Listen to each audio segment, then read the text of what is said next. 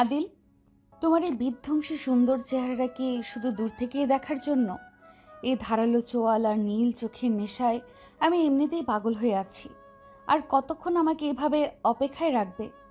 কাশফি, নিজেকে সামলাও। গায়ের উপর এভাবে আছড়ে পড়লেই আমি গলে যাব না। আমার নিঃশ্বাস কতটা তপ্ত হয়ে উঠেছে অনুভব করছো না? তোমার এই চওড়া বুকের খাঁজে আমাকে একবার শক্ত করে জড়িয়ে ধরো না। আমি আজ সব নিয়ম ভাঙতে চাই। কাশফির কোমর থেকে তার হাত দুটো সরিয়ে দিয়ে হাত সরাও। তোমার এই সস্তা উত্তেজনা আমার উপর কাজ করে না। সস্তা? পুরো শহরের পুরুষ আমার এক পলকের জন্য লড়তে রাজি, আর তুমি আমার এত কাছে এসেও আমাকে অবজ্ঞা করছো। আমি অন্য পুরুষদের মতো নই কাশফি। তোমার এই উগ্র মাফিয়া রূপের চেয়ে আমার কাছে আমার লক্ষ্য অনেক বড়। ধুর ছাই তোমার লক্ষ্য।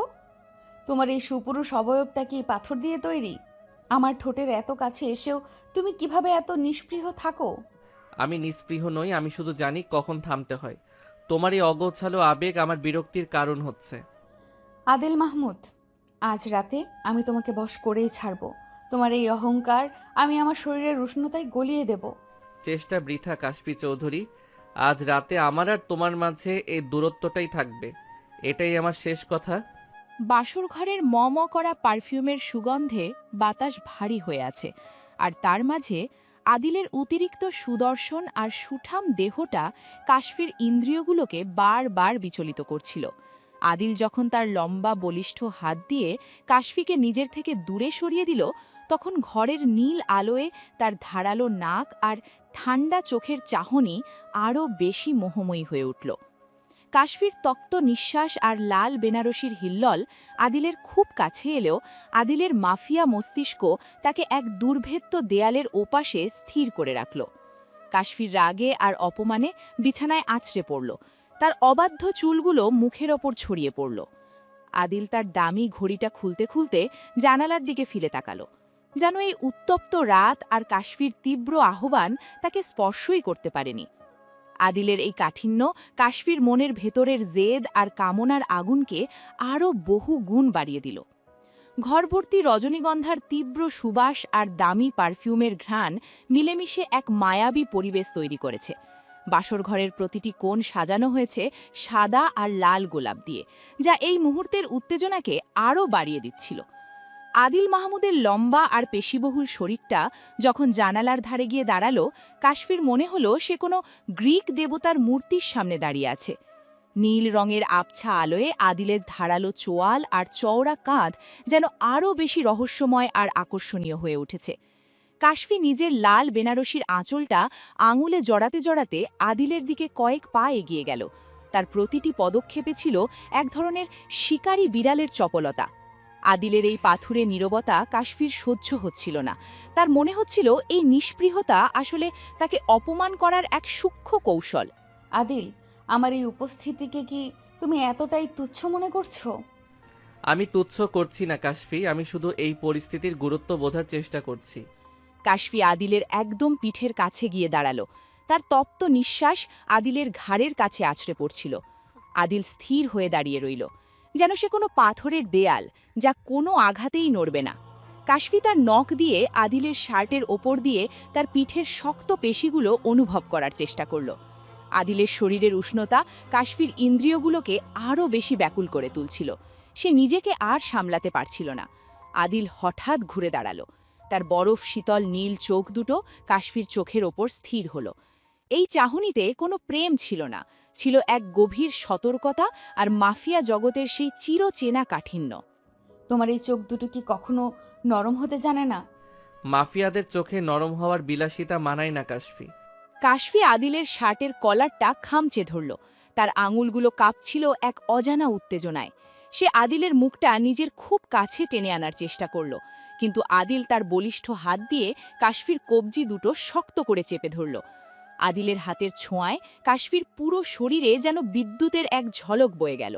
আদিলের লম্বা আঙুলগুলো যখন কাশফির কোমল কবজিতে বসে গেল, কাশফির যন্ত্রণায় নয়, বরং এক অদ্ভুত সুখে চোখ বন্ধ করে ফেলল।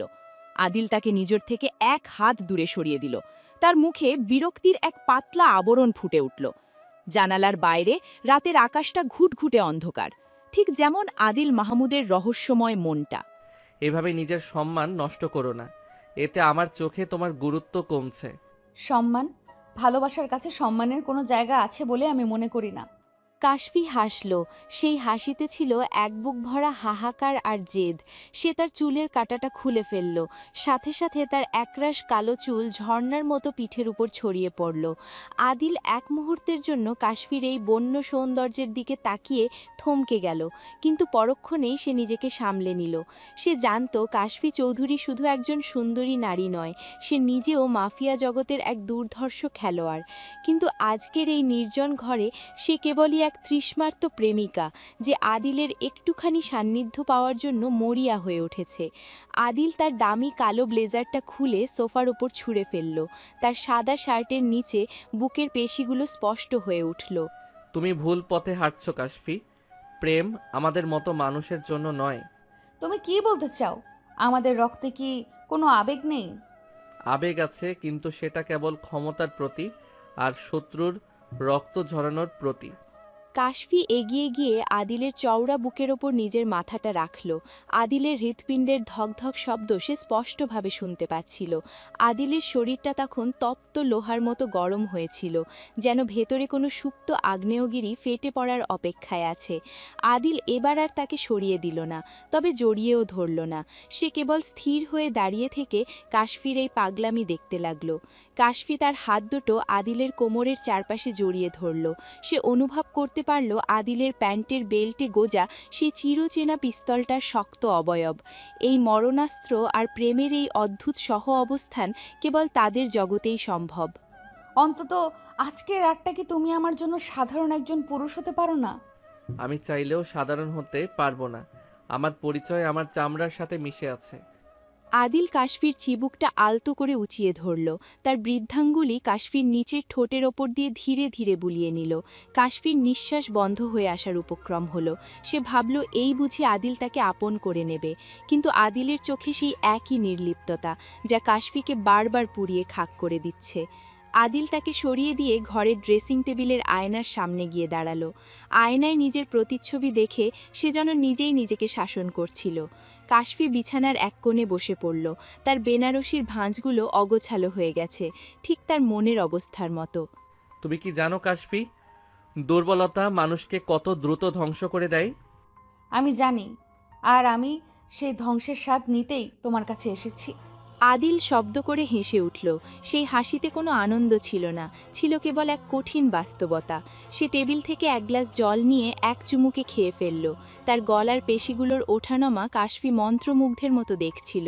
আদিলের এই অতিরিক্ত সুপুরুষ অবয়বটাই তার জন্য অভিশাপ হয়ে দাঁড়িয়েছে। কাশফি বুঝতে পারছিল না কিভাবে এই দুর্ভেদ্য দেয়াল ভাঙা সম্ভব। সে উঠে দাঁড়িয়ে আলমারি থেকে একটা ছোট মখমলের বাক্স বের করল, যাতে একজোড়া হীরের আংটি ছিল। সে চাইল আদিলকে এটা পরিয়ে দিয়ে তাদের এই অসমাপ্ত বন্ধনকে পূর্ণতা দিতে। এই আংটিটা কি আমাদের এই বিচিত্র সম্পর্কে সাক্ষী হতে পারে না? হীরের উজ্জ্বলতা দিয়ে মাফিয়াদের রক্তের দাগ ঢাকা যায় না। আদিল আংটির বাক্সটার দিকে এক পলক দেখে মুখ ফিরিয়ে নিল। তার কাছে এসবের কোনো মূল্য নেই। সে বিশ্বাস করে কেবল শক্তিতে আর কৌশলে। কাশফি আংটিটা নিজের হাতেই পরে নিল। তার চোখের কোণে এক ফোঁটা জল চিকচিক করে উঠল, যা নীল আলোয় হীরের মতোই উজ্জ্বল দেখা যাচ্ছিল। আদিল আয়নায় প্রতিবিম্বে সেই অশ্রু দেখতে পেল, কিন্তু তার মন গলল না। সে জানত একবার যদি সে কাশফির এই আবেগের কাছে আত্মসমর্পণ করে, তবে তার দীর্ঘদিনের গড়া সাম্রাজ্য তাসের ঘরের মতো ভেঙে পড়বে। সে জানালার পর্দাটা টেনে দিল, যেন বাইরের পৃথিবী তাদের এই ব্যক্তিগত যুদ্ধ দেখতে না পায়। রাত অনেক হয়েছে কাশফি, এবার বিশ্রাম নেওয়া উচিত। তুমি কি সত্যিই ভাবছো এই উত্তেজনার পর আমি ঘুমাতে পারবো? চেষ্টা করো, মনের উপর নিয়ন্ত্রণ রাখা শিখতে হবে। আদিল সোফায় গিয়ে বসল এবং ল্যাপটপটা খুলে নিজের কাজে মগ্ন হওয়ার ভান করল। কাশফি বুঝতে পারল আদিল তাকে এড়িয়ে যাওয়ার চরম সীমা অতিক্রম করছে। সে ধীর পায়ে বিছানার মাঝখানে গিয়ে শুয়ে পড়ল। তার লাল বেনারসির পাটটা মেঝেতে লুটিয়েছিল। সে সিলিংয়ের দিকে তাকিয়ে ভাবতে লাগল, আদিল মাহমুদকে জয় করা কি আদেও সম্ভব, নাকি এই মাফিয়া ডন তার হৃদয়ের সব দুয়ার চিরকালের জন্য বন্ধ করে রেখেছে। ঘরের নীরবতা এবার আরও ভারী হয়ে উঠল। কেবল আদিলের ল্যাপটপের কিবোর্ডের খুটখাট শব্দ ছাড়া আর কিছুই শোনা যাচ্ছিল না। কাশফি চোখ বন্ধ করল, কিন্তু তার মনের ভেতরে আদিলের সেই ধারালো মুখচ্ছবি বারবার ভেসে উঠতে লাগল। আদিল, আমি কিন্তু এত সহজে হার মানার মেয়ে নই। সেটা আমি জানি কাশফি চৌধুরী, তবে জেদ আর ভালোবাসা এক জিনিস নয়। আদিল ল্যাপটপ থেকে চোখ না সরিয়েই উত্তর দিল। তার কণ্ঠস্বর ছিল গম্ভীর আর শীতল। কাশফি মুচকি হাসল। সে জানে আদিল মাহমুদ যতই কঠিন হওয়ার চেষ্টা করুক, তার ভেতরেও কোথাও একটা দাহ্য পদার্থ লুকিয়ে আছে, আর সেই অগ্নিস্ফুলিঙ্গ জ্বালাতে কাশফি যে কোনো সীমা অতিক্রম করতে রাজি। রাত যত গভীর হতে লাগল, ঘরের ভেতরের টানটান উত্তেজনা তত বেশি ঘনীভূত হতে শুরু করল। আদিল মাঝে মধ্যে আর চোখে কাশফির দিকে তাকাচ্ছিল, কিন্তু কাশফি তা বুঝতে পারছিল না। আদিলের ভেতরেও কি কোনো ঝড় বইছে, নাকি সে সত্যি এক জীবন্ত পাথর? এই প্রশ্নের উত্তর খুঁজতে খুঁজতেই রাতের প্রহরগুলো পার হতে লাগল। সকাল হতেই জানালার ভাঙ দিয়ে আসা সূর্যের তীব্র আলো কাশফির চোখে পড়ল। সারা রাত আদিলের সেই নির্লিপ্ততা আর নিজের মনের ভেতরে চলা যুদ্ধের ক্লান্তিতে কখন যে সে ঘুমিয়ে পড়েছিল নিজেও জানে না। বিছানার পাশে হাত বাড়াতেই সে শীতল স্পর্শ অনুভব করল। আদিল সেখানে নেই। ধরফর করে উঠে বসতেই তার নজর গেল সোফার দিকে, যেখানে কাল রাতে আদিল ল্যাপটপ নিয়ে বসেছিল। সে জায়গাটিও এখন শূন্য। বাথরুমের দরজা খোলা, কোনো সারশব্দ নেই। কাশফি বুঝতে পারল তাকে কোনো বিদায় না জানিয়েই আদিল মাহমুদ ঘর থেকে বেরিয়ে গেছে। একজন নব্যবিবাহিত কনের জন্য এর চেয়ে বড় অবজ্ঞার কি হতে পারে? আমাকে কি এতটাই অপছন্দ তোমার যে একটা সকালে শুভেচ্ছা জানানোর প্রয়োজনও বোধ করলে না? কাশফি আয়নার সামনে গিয়ে দাঁড়ালো। তার কাজল কিছুটা লেপটে গেছে, আর লাল বেনারসিটা এখন শ্রীহীন দেখাচ্ছে। রাগে আর অভিমানে সে ড্রেসিং টেবিলের ওপর রাখা ফুলদানিটা এক ঝটকায় ফেলে দিল। কাঁচ ভাঙার ঝনঝন শব্দে পুরো ঘরটা কেঁপে উঠল। সে দ্রুত নিজেকে গুছিয়ে নিয়ে নিচে নামার সিদ্ধান্ত নিল। এই প্রাসাদে তার যুদ্ধ কেবল আদিলের সাথে নয়, বরং এই পরিবারের প্রতিটি সদস্যের সাথে। সিঁড়ি দিয়ে নিচে নামার সময় সে শুনতে পেল ড্রয়িং রুমে নাস্তার টেবিলে হাসাহাসির শব্দ। আদিলের বাবা আদনান মাহমুদ গম্ভীর মুখে খবরের কাগজ পড়ছেন, আর তার মা আরিফা মাহমুদ আদিনার সাথে কিছু একটা নিয়ে আলাপ করছেন। আদিল চলে গেল? আমি তো ভেবেছিলাম ও আজ অফিসে দেরি করে যাবে। ভাইয়া তো ভাইয়াই আম্মু, কাজের চেয়ে বড় ওর কাছে আর কিছুই নেই। কাশফির পায়ের শব্দে সবাই একসাথে দরজার দিকে তাকালো। কাশফির শান্ত পায়ে হেঁটে এসে ডাইনিং টেবিলের এক পাশে দাঁড়ালো। তার চোখে মুখে রাতের ক্লান্তি থাকলেও চেহারায় সে একই অহংকারী তেজ বজায় রেখেছে সে। আরিফা মাহমুদের ঠোঁটে একটা বাঁকা হাসি ফুটে উঠল, যা কাশফির নজর এড়ালো না। এই পরিবারের প্রতিটি মানুষই যেন এক একটা দাবার ঘুঁটি, যারা কেবল চাল দিতে জানে। শুভ সকাল সবাইকে। আদিলকে তো দেখলাম না, ও কি খুব ভোরেই বেরিয়ে গেছে? আদিল তার দায়িত্ব খুব ভালো বোঝে কাশফি। আমাদের ব্যবসায় আবেগ দেখানোর সময় কম। আদনান মাহমুদ কাগজ থেকে মুখ না তুলেই কথাগুলো বললেন। তার গলার স্বর ছিল অনেকটা নির্দেশের মতো। কাশফি চেয়ার টেনে বসল। তার সামনে রাখার উপর প্লেটটা যেন তাকে ভেঙাচ্ছিল। এই আভিজাত্য, এই জৌলুস, সবই যেন প্রাণহীন এক খাঁচা। বাসরাতের পর প্রথম সকালে কনেকে একা ফেলে স্বামী অফিসে চলে যাওয়াটা এই বাড়িতে নতুন কিছু নয়। অভ্যাসটা যেহেতু আপনাদের পুরনো, তাই আমি অবাক হচ্ছি না মা। কাশফির পাল্টা জবাবে আরিফা মাহমুদের হাসিটা মুহূর্তেই মিলিয়ে গেল। তিনি আশা করেছিলেন কাশফি হয়তো মন খারাপ করে থাকবে বা লজ্জিত হবে, কিন্তু কাশফি চৌধুরী যে সাধারণ মেয়েদের মতো ভেঙে পড়ার পাত্রী নয়। আদিনা তার কফি কাপে চুমুক যে বড় বড় চোখে কাশফির দিকে তাকালো। সে তার এই নতুন ভাবিকে নিয়ে বেশ কৌতূহলী, বিশেষ করে কাশফির সেই সাহসী মাফিয়া ইমেজের জন্য। ভাবি, ভাইয়া কি তোমাকে রাতে কোনো গিফট দেয়নি? আমি তো ভেবেছিলাম হীরের কোনো সেট বা দামি কিছু দিবে। আদিল নিজেই তো একটা অমূল্য রত্ন। আদিনা, ওর চেয়ে দামি উপহার আর কি হতে পারে? কাশফির ঠান্ডা আর চতুর উত্তর শুনে আদিনা থতমত খেয়ে গেল। আদনান মাহমুদ এবার কাগজটা ভাঁজ করে টেবিলের উপর রাখলেন এবং কাশফির চোখের দিকে সরাসরি তাকালেন। তার চোখে এক ধরনের পরীক্ষা করার দৃষ্টি ছিল, যেন সে দেখার চেষ্টা করছেন কাশফি এই পরিবারের যোগ্য কিনা। তোমার আত্মবিশ্বাস ভালো কাশফি, কিন্তু মনে রেখো, আদিলকে পাওয়া আর আদিলকে জয় করা এক কথা না। আমি শুধু জয় করতে আসিনি বাবা, আমি শাসন করতে এসেছি। ঘরের বাতাস যেন হঠাৎ থমকে গেল। আরিফা মাহমুদ টেবিল থেকে উঠে দাঁড়ালেন। তার রাগের বহিঃপ্রকাশ তিনি চাপা রাখতে পারছেন না। তিনি বুঝতে পারছেন এই মেয়েকে বশে আনা সহজ হবে না। আদিনা মুখ টিপে হাসল। সে বুঝতে পারল এই বাড়িতে এবার দারুণ সব নাটক হতে চলেছে। কাশফি শান্তভাবে এক টুকরো পাউরুটি মুখে দিল, যদিও তার গলায় দলা পাকিয়ে আসছিল এক অজানা যন্ত্রণা। আদিল তাকে একা ফেলে চলে গেছে, কিন্তু সে বিশ্বকে দেখাতে চায় যে সে একাই যথেষ্ট। মুখে বড় বড় কথা বলা সহজ, কিন্তু আদিলের মনটা পাথরের চেয়েও শক্ত। পাথর তো খোদাই করেই মূর্তিতে রূপান্তর করা হয় মা। আমি শুধু সময়ের অপেক্ষায় আছি। আরিফা মাহমুদ আর কোনো কথা না বলে গটগট করে রান্নাঘরের দিকে চলে গেলেন। আদনান মাহমুদ একটা দীর্ঘশ্বাস ফেলে তার ল্যাপটপ ব্যাগটা হাতে নিলেন। বাড়ির পুরুষরা যেন কেবল পালিয়ে বাঁচতেই ব্যস্ত। কাশফি লক্ষ্য করল আদিনা তার দিকে তাকিয়ে ইশারা করছে। মেয়েটি চঞ্চল, হয়তো সে এই বাড়ির অনেক গোপন কথা জানে যা কাশফির কাজে লাগতে পারে। ভাবি, ভাইয়ের ডায়েরিটা কখনো দেখেছো? ওর সব রহস্য এখানে লুকোনো থাকে। ডায়েরি পড়ার চেয়ে আমি মানুষের চোখ পড়তে বেশি ভালোবাসি। কাশফি আদিনার চোখের দিকে তাকিয়ে এমনভাবে হাসল যে আদিনা কিছুটা অস্বস্তিতে পড়ে গেল। কাশফি জানে তথ্য সংগ্রহের অনেক উপায় আছে, কিন্তু সে চায় আদিল নিজেই তার কাছে আত্মসমর্পণ করুক। নাস্তা শেষ করে কাশফি নিজের ঘরে ফিরে এলো। পুরো ঘরটা এখনও কাল রাতের সেই বিশৃঙ্খলার সাক্ষী দিচ্ছে। সে বিছানার উপর রাখা আদিলের সেই পকেট রুমালটা হাতে তুলে নিল, যাতে আদিলের গায়ের ঘ্রাণ লেগে আছে। তুমি পালিয়ে যেতে পারো আদিল, কিন্তু আমার এই অদৃশ্য জাল থেকে মুক্ত হতে পারবে না।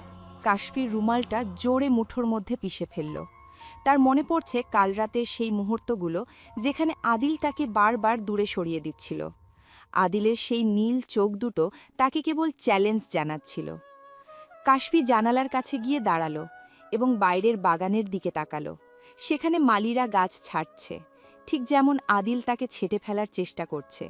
সে দ্রুত তৈরি হতে শুরু করল। সে ঘরে বসে থাকার মেয়ে নয়। যদি আদিল অফিসে যেতে পারে, তবে কাশফিও নিজের ক্ষমতা জাহির করতে জানে। কাশফি যখন সিঁড়ি দিয়ে নেমে আসছিল, তখন তার পরনে ছিল কুচকুচে কালো একটি সিল্কের শাড়ি, যা তার শরীরের প্রতিটি ভাঁজের এক রহস্যময় আভিজাত্য ফুটিয়ে তুলেছে। তার গলার হীরের লকেটটা ড্রয়িং রুমের ঝাড়বাতির আলোয় ঠিক তলোয়ারের ধারের মতো চিকচিক করছিল। আরিফা মাহমুদ সোফায় বসেছিলেন। কাশফির এই বিধ্বংসী রূপ দেখে তার হাতের চায়ের কাপটা সামান্য কেঁপে উঠল। কাশফি, তুমি এই অবস্থায় একা বাইরে যাচ্ছ? লোকে দেখলে কি বলবে?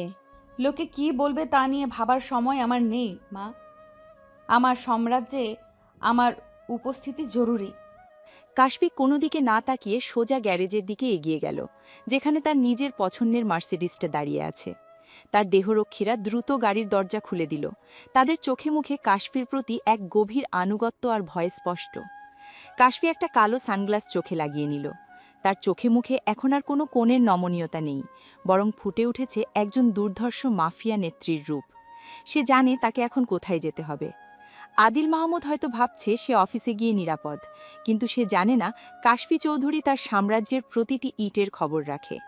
কাশফি সিঁড়ি দিয়ে দ্রুত নেমে এলো এবং ড্রয়িং রুমের কাউকেই পরোয়া না করে প্রধান দরজার দিকে এগিয়ে গেল। আরিফা মাহমুদ হলঘরে দাঁড়িয়ে তাকে দেখছিলেন, কিন্তু আর কিছু বলার সাহস পেলেন না। ভাবি, তুমি কি কোথাও বের হচ্ছ? মা কিন্তু বাইরে যাওয়া একদম পছন্দ করে না। তোমার মা যা পছন্দ করে না, আমি সাধারণত সেগুলোই বেশি করি। এই মেয়ে তো আমাদের বংশের নাম ডোবাবে আদনান। বংশের নাম ডুববে কিনা জানি না, তবে আপনাদের অহংকার আমি ঠিকই চূর্ণ করব। কাশফি সানগ্লাসটা চোখের ওপর ঠিকভাবে বসিয়ে দিয়ে গাড়ির পেছনের সিটে হেলান দিয়ে বসল। তার হাতের আঙুলগুলো অবিন্যস্তভাবে ড্যাশবোর্ডের ওপর তাল দিচ্ছিল, যেন সে মনে মনে কোনো খুনের ছক কষছে। গাড়িটা যখন মাহমুদ ভিলার বিশাল গেট পেরিয়ে রাস্তায় নামল, কাশফি তার ফোনটা বের করে একজনকে কল দিল। তার কণ্ঠস্বর ছিল এখন বরফ শীতল, যা শুনলে যে কোনো সাধারণ মানুষের শিরদাঁড়া দিয়ে হিমস্রোত বয়ে যাবে। কাল রাতের সেই তৃষ্ণার্ত প্রেমিকার বদলে এখন সেখানে বসে আছে এক নিষ্ঠুর সম্রাজ্ঞী। রবিন, আদিলের অফিসের পেছনের গুদামে যে মালগুলো আটকে আছে সেগুলো আজ রাতেই সরাতে হবে। ওপাশ থেকে রবিনের ঘাবড়ে যাওয়া গলার স্বর শোনা গেল। সে বোধহয় ভাবতেও পারেনি কাশফি বিয়ের পরদিন সকালেই কাজে ফিরবে। গাড়িটা শহরের ব্যস্ত রাস্তা দিয়ে তীব্র গতিতে এগিয়ে যাচ্ছিল, আর কাশফি বাইরের জানালার দিকে তাকিয়ে মুচকি হাসছিল। সে জানে আদিল মাহমুদ তাকে ঘরে বন্দি করে রাখতে চেয়েছিল, কিন্তু সে জানত না যে সিংহীকে শিকল দিয়ে বাঁধা যায় না। আদিলের অফিসের সামনে যখন গাড়িটা থামল, নিরাপত্তারক্ষীরা মুহূর্তের জন্য থমকে গেল। কাশফি গাড়ি থেকে নামতেই বাতাসের উত্তাপ যেন কয়েক ডিগ্রি বেড়ে গেল। আদিল মাহমুদ কোথায়? আমাকে কি এখন তার কেবিনে যাওয়ার জন্য অনুমতি নিতে হবে? নিরাপত্তারক্ষীরা মাথা নিচু করে তাকে পথ ছেড়ে দিল। তারা জানে কাশফি চৌধুরী মানেই মৃত্যু আর সুন্দরের এক অদ্ভুত সংমিশ্রণ। কাশফি যখন করিডোর দিয়ে হাঁটছিল, তার হাই হিলের শব্দে পুরো ফ্লোরটা যেন কাঁপছিল। কর্মচারীরা কাজ ফেলে অবাক হয়ে তাকিয়ে দেখছিল এই নতুন বসকে, যার চাহনিতে কোনো দয়া নেই। আদিলের কেবিনের দরজাটা কাশফি এক ঝটকায় খুলে ফেলল, যেখানে আদিল গভীর মনোযোগ দিয়ে কোনো এক ফাইল দেখছিল। আদিল চোখ তুলে তাকাতেই তার নীল চোখে বিস্ময় আর রাগের এক সংমিশ্রণ ফুটে উঠল। কাশফি, তুমি এখানে এই বেশে কেন? তোমাকে তো বাড়িতে থাকতে বলেছিলাম। তুমি বললে কি আমাকে সব মানতে হবে আদিল? আমি তোমার স্ত্রী হতে পারি, কিন্তু তোমার হুকুমের গোলাম নই। কাশফি আদিলের টেবিলের ওপর রাখা দামি কলমদানিটা হাতে নিয়ে নাড়াচাড়া করতে লাগল। তার চোখে এক ধরনের শিকারী আনন্দ। আদিল চেয়ার ছেড়ে উঠে দাঁড়ালো। তার লম্বা শরীরটা কাশফির সামনে এক বিশাল পাহাড়ের মতো মনে হচ্ছিল, কিন্তু কাশফি আজ এক বিন্দুও ভয় পাচ্ছিল না, বরং সে আদিলের এই রাগটাকে উপভোগ করছিল। আদিল তার দিকে এক পা এগিয়ে আসতেই কাশফি তার খুব কাছাকাছি গিয়ে দাঁড়ালো। তাদের মাঝখানে এখন কেবল 1 ইঞ্চি দূরত্ব। আমার কাজের মাঝে তোমার এই উগ্র মাফিয়া রূপ আমি পছন্দ করছি না। তোমার পছন্দ অপছন্দের তোয়াক্কা আমি কাল রাত থেকেই ছেড়ে দিয়েছি আদিল মাহমুদ। কাশফি আদিলের টাইটা ধরে নিজের দিকে একটু টান দিল। তার ঠোঁটে এক রহস্যময় হাসি। আদিলের ফর্সা কপালে ঘামের সূক্ষ্ম বিন্দু দেখা দিল। সে বুঝতে পারছিল না এই মেয়েটিকে সে কিভাবে নিয়ন্ত্রণ করবে। কাশফি আদিলের কানে কানে খুব নিচু স্বরে কিছু একটা বলল, যা শুনে আদিলের চোয়াল শক্ত হয়ে এলো। ঘরের ভেতরের এসিটা পুরো দমে চললেও দুজনের মাঝখানের উত্তাপ যেন অসহ্য হয়ে উঠছিল। কাশফি টাইটা ছেড়ে দিয়ে আদিলের টেবিলের উপর রাখা ফাইলটা নিজের হাতে তুলে নিল। এই প্রজেক্টটা এখন থেকে আমি দেখাশোনা করব। তোমার বদলে আমার সিগনেচার থাকবে এখানে। তুমি সীমা অতিক্রম করছো কাশফি। এটা আমার সাম্রাজ্য, এখানে তোমার কোনো অধিকার নেই।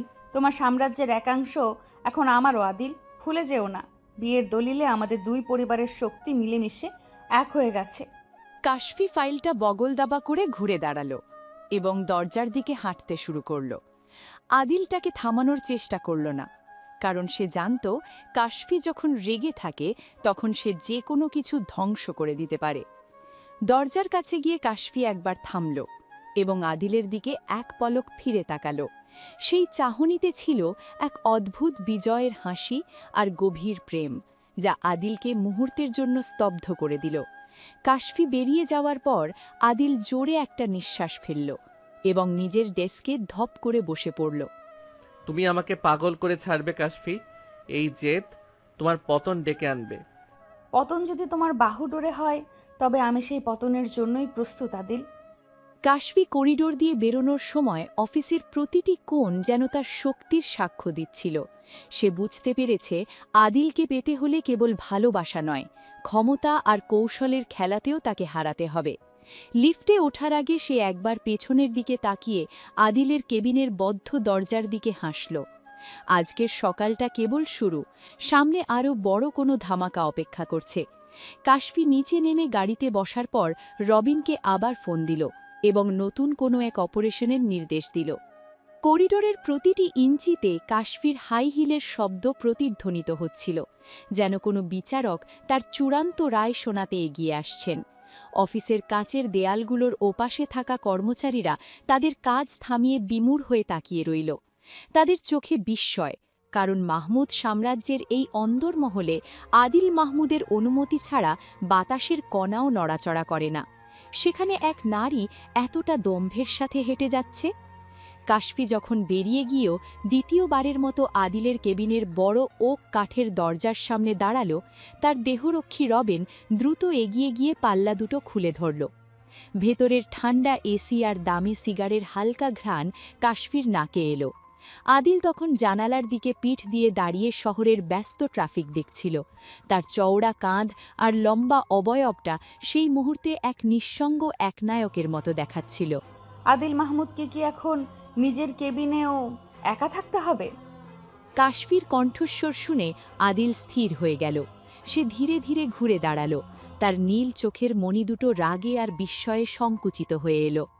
আদিল লক্ষ্য করল কাশফির পরনে সেই কালো সিল্কের শাড়িটা কেবল আভিজাত্য নয়, বরং এক ধরনের যুদ্ধ পোশাকের মতো কাজ করছে। কাশফি কোনো অনুমতির অপেক্ষা না করেই আদিলের ঠিক সামনের বিশাল লেদার চেয়ারটায় ধপ করে বসে পড়ল। তার বসার ভঙ্গিতে ছিল এক রাজকীয় অবজ্ঞা, যা আদিলের মতো অহংকারী পুরুষের সহ্য হওয়ার কথা নয়। আদিল টেবিলের ওপর 2 হাত রেখে ঝুঁকে এলো, তার ধারালো মুখচ্ছবি কাশফির খুব কাছে। আমি কি তোমাকে একবারও বলেছিলাম যে এই অফিসে তোমার প্রবেশাধিকার আছে? মাফিয়াদের জগতে প্রবেশের জন্য অনুমতির প্রয়োজন হয় না আদিল, দখলের ক্ষমতা থাকলেই চলে। আদিল এক পলক কাশফির চোখের দিকে তাকিয়ে থেকে একটা শুকনো হাসি হাসল। সে জানত কাশফি চৌধুরী সাধারণ কোনো মেয়ে নয়, কিন্তু বিয়ের পরদিনই সে এভাবে তার পেশাদার জীবনে হস্তক্ষেপ করবে তা আদিলের কল্পনার বাইরে ছিল। আদিল তার দামি কলমটা আঙুলের ফাঁকে ঘোরাতে শুরু করল, যা তার অস্থিরতার লক্ষণ। কাশফি টেবিলের ওপর রাখা একটা গোপন ফাইল নিজের দিকে টেনে নিল, যাতে প্রজেক্ট এক্স লেখা ছিল। এই প্রজেক্টটি নিয়েই গত কয়েক মাস ধরে আন্ডারওয়ার্ল্ডে ব্যাপক গুঞ্জন চলছে, আর কাশফি জানত এটাই আদিলের সবচেয়ে বড় দুর্বলতা। ফাইলটা যেখানে ছিল সেখানে রাখো কাশফি, এটা কোনো খেলার বস্তু নয়। খেলা তো শুরুই হয়নি আদিল, আমি কেবল খুঁটিগুলো সাজিয়ে নিচ্ছি। কাশফি ফাইলটা খুলল এবং পাতাগুলো উল্টাতে লাগল। তার লম্বা নখগুলো কাগজের ওপর এক বিচিত্র শব্দ তুলছিল, যা আদিলের স্নায়ুর ওপর চাপ সৃষ্টি করছিল। আদিল ঝটকা দিয়ে ফাইলটা কেড়ে নিতে চাইল, কিন্তু কাশফির দ্রুত হাত সরিয়ে নিল। আদিলের হাতটা টেবিলের ওপর সজোরে পড়ল, যার শব্দে বাইরের ডেস্কের কর্মচারীরা আটকে উঠল। আদিলের ফর্সা কপালে একটা নীল শিরা জেগে উঠল, যা তার চরম রাগের বহিঃপ্রকাশ। সে বুঝতে পারছিল কাশফি তাকে সবার সামনে ছোট করার চেষ্টা করছে না, বরং সে নিজের অস্তিত্বের প্রমাণ দিচ্ছে। তোমার এই প্রজেক্টের 3 নম্বর শিপমেন্টটা আজ রাতে বন্দরের 4 নম্বর জেটিতে নামার কথা, তাই না? তুমি এই খবর কোথায় পেলে? এটা সম্পূর্ণ গোপনীয় বিষয় ছিল। কাশফি শব্দ করে হেসে উঠল। সেই হাসিতে ছিল এক ধরনের মাদকতা আর জয়ী হওয়ার দম্ভ। সে চেয়ার ছেড়ে উঠে দাঁড়ালো এবং আদিলের শার্টের কলারটা ঠিক করে দিতে লাগল। আদিলের হৃৎপিণ্ডের গতি এবার বাড়তে শুরু করল, কিন্তু তা প্রেমের জন্য নয়, বরং এক অজানা উত্তেজনায়। কাশফির গায়ে সেই দামি পারফিউমের সুবাস আদিলের মগজে চড়ছিল, যা তার সিদ্ধান্ত নেওয়ার ক্ষমতাকে ধীর করে দিচ্ছিল। আদিল কাশফির কবজিটা শক্ত করে ধরল, যেন সে তাকে এই মুহূর্তেই ঘর থেকে বের করে দেবে। আমাকে বাধা দিও না আদিল, তোমার শত্রুরা এখন ওত পেতে আছে ওই জেটিতে। আমার শত্রুদের সামলানোর জন্য আমার নিজের বাহিনী আছে, তোমার সাহায্যের প্রয়োজন নেই। আদিল তাকে এক হাত দূরে সরিয়ে দিয়ে জানালার দিকে ফিরে তাকালো। কাশফি বুঝতে পারল আদিলের এই একগুঁয়েমি তাকে বড় কোনো বিপদে ফেলতে পারে। সে ধীর পায়ে আদিলের পেছনের দিকে গিয়ে দাঁড়ালো এবং তার পিঠের ওপর নিজের হাতটা রাখল। আদিলের শক্ত পেশিগুলো স্পর্শ করতেই কাশফির মনে হলো সে কোনো জ্বলন্ত আগ্নেয়গিরিকে স্পর্শ করছে। আদিল নড়ল না, কিন্তু তার দীর্ঘশ্বাসটা স্পষ্ট শোনা যাচ্ছিল। ঘরের নীলচে আলোয় তাদের ছায়াগুলো দেয়ালে এক বিচিত্র জ্যামিতিক নকশা তৈরি করছিল। তুমি কি জানো আদিল, তোমার ডান হাত রিয়াজ অলরেডি প্রতিপক্ষের সাথে হাত মিলিয়েছে? এই একটি কথা আদিলকে বিদ্যুতের মতো চমকে দিল। সে দ্রুত ঘুরে দাঁড়িয়ে কাশফির চোখের দিকে তাকালো। সেখানে কোনো মিথ্যে ছিল না। আদিল জানত রিয়াজ তার দীর্ঘদিনের বিশ্বস্ত লোক, কিন্তু মাফিয়াদের দুনিয়ায় বিশ্বস্ততা বড়ই ঠুনকো। কাশফি তার ফোনটা বের করে একটা অডিও ক্লিপ প্লে করল, যেখানে রিয়াজকে কোনো এক অজানা ব্যক্তির সাথে শিপমেন্টের তথ্য ফাঁস করতে শোনা যাচ্ছে। আদিলের হাত দুটো মুষ্টিবদ্ধ হয়ে এলো। তার চোখের নীল রং এখন ঘন কালচে হয়ে গেছে। এটা যদি সত্যি হয় তবে রিয়াজ আজকের সূর্যাস্ত দেখতে পাবে না। রিয়াজকে মারা সহজ আদিল, কিন্তু তার পেছনের হোতাকে ধরা কঠিন, আর সেখানেই আমার সাহায্য তোমার লাগবে। কাশফি মুচকি হাসল এবং আদিলের টেবিল থেকে একটা জল ভর্তি গ্লাস নিয়ে এক চুমুক খেল। আদিল এবার শান্ত হলো। সে বুঝতে পারল কাশফি কেবল তাকে চ্যালেঞ্জ জানাতে আসেনি, সে এক বড় বিপর্যয় থেকে তাকে বাঁচাতে এসেছে। আদিল তার চেয়ারে বসে পড়ল এবং কপাল ঘষতে লাগল। কাশফি টেবিলের এক কোণে বসল, তার শাড়ির আঁচলটা মেঝের কার্পেটের উপর ছড়িয়েছিল। এই প্রথম আদিল কাশফির দিকে এক ভিন্ন দৃষ্টিতে তাকালো। সেখানে অবজ্ঞা ছিল না, ছিল এক অদ্ভুত সমীহ। তুমি কি চাও কাশফি? কেন আমার জন্য এত কিছু করছো? কারণ আমি তোমাকে ভালোবাসি আদিল মাহমুদ, আর আমার জিনিসের ওপর অন্য কারো ভাগ আমি সহ্য করি না। কাশফির এই সোজাসুজি স্বীকারোক্তিতে আদিল মুহূর্তের জন্য থমকে গেল। সে কোনো উত্তর দিল না, কেবল তার নীল চোখ দিয়ে কাশফির প্রতিটি অঙ্গভঙ্গি পর্যবেক্ষণ করতে লাগল। ঘরের নীরবতা এবার অসহ্য হয়ে উঠছিল। বাইরে বৃষ্টির তোড় আরও বেড়েছে। কাঁচের দেয়ালে আছড়ে পড়া জলের শব্দটা ড্রামের মতো বাজছিল। আদিল তার ড্রয়ার থেকে একটা ছোট ব্ল্যাকবেরি পিস্তল বের করল এবং সেটা টেবিলের উপর রাখল। এর মেটালিক উজ্জ্বলতা ঘরে এক ধরনের ভীতি ছড়িয়ে দিল। আজ রাতে যদি মিশন ব্যর্থ হয় তবে মাহমুদ আর চৌধুরী উভয় পরিবারই ধ্বংস হয়ে যাবে। পরাজয় আমার ডিকশনারিতে নেই আদিল। আমি আজ রাতে তোমার সাথে থাকবো। আদিল কিছুক্ষণ ভেবে মাথা নাড়ল। সে বুঝতে পারল কাশফিকে ঘরে আটকে রাখা সম্ভব নয়, বরং তাকে সাথে রাখলে মিশনের সাফল্যের হার বাড়বে। কাশফি বিজয়ের হাসিতে আদিলের গালে আলতো করে একটা চুমু খেল। আদিল এবার তাকে সজোরে নিজের দিকে টেনে নিল। তার বাহু ধরে কাশফি নিজেকে বড় বেশি সুরক্ষিত মনে করল। আদিলের এই হঠাৎ করে কাছে টেনে নেওয়াটা কাশফির কাছে ছিল এক বড় প্রাপ্তি। আদিলের তপ্ত নিঃশ্বাস কাশফির কানের কাছে আছড়ে পড়ছিল, যা তাকে বিচলিত করে দিচ্ছিল। এই তো, এইভাবেই তো তোমাকে আমি আমার পাশে দেখতে চাই। বেশি খুশি হয়েও না কাশফি, কাজ শেষ না হওয়া পর্যন্ত কোনো আবেগ চলবে না। আদিল তাকে ছেড়ে দিয়ে আবার ফাইলে মনোযোগ দিল। কাশফি জানে আদিলের এই পরিবর্তনটা সাময়িক, কিন্তু এটাই তার জন্য এক বড় ধাপ। সে কেবিন থেকে বের হওয়ার জন্য দরজার দিকে এগোলো। রবিন বাইরে দাঁড়িয়েছিল। সে কাশফির ইশারা পেয়েই সতর্ক হয়ে উঠল। কাশফি অফিসের করিডোর দিয়ে যাওয়ার সময় দেখল রিয়াজ ওপাশ থেকে আসছে।